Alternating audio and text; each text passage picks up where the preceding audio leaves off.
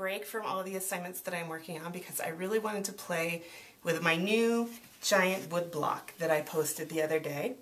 It is probably, I think it might be actually bigger than my head.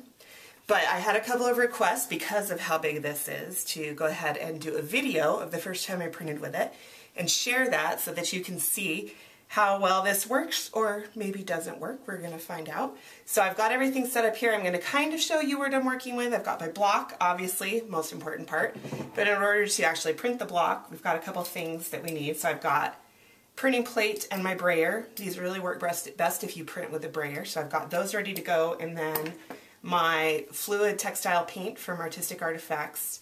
This works beautifully on wood blocks. You just spray this on with the brayer, as I will show you, and we will use that. My paper, I've got like a half sheet of this awagami cherry paper, probably saying that wrong, but it is a beautiful Japanese paper that is really meant for this kind of printing.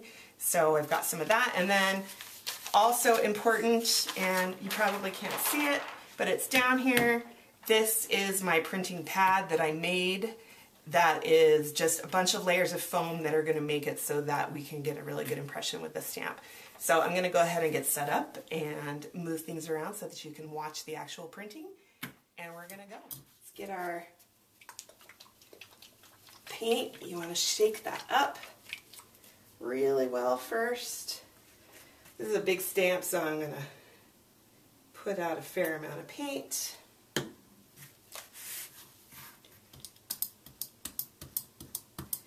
Get the brayer coated.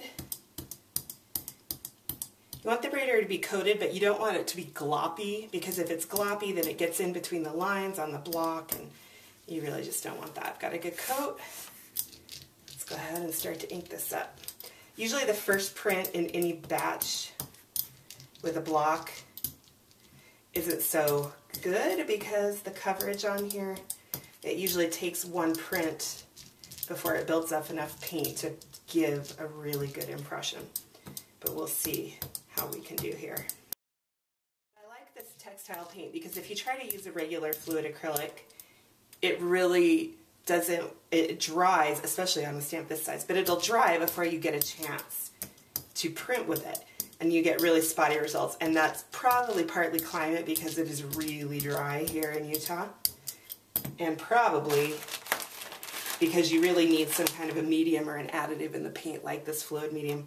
Okay, got this. We are going to carefully turn it over. This is where it's good that they're so thick. And I do usually print standing up because you're going to need to press. And I tell you, if you do this for a few hours, your abs will be sore the next day. I can attest to that. Okay, especially in the middle. This will be the hardest place to get a good impression on this stamp.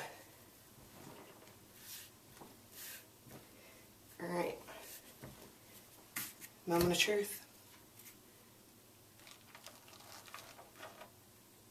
Oh, not bad for a first print. I'm pretty excited about that. Let's do one more really quick.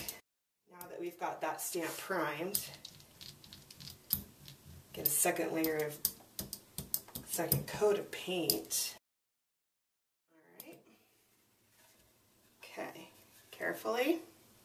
I'm going to turn this around to make sure you can see it.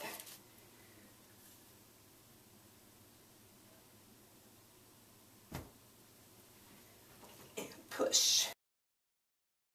I wonder if the table is going to collapse when I'm doing this. It could happen.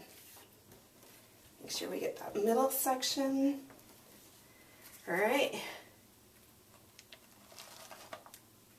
There we go. Still a little bit light. I probably need to keep playing with it because it's so big. But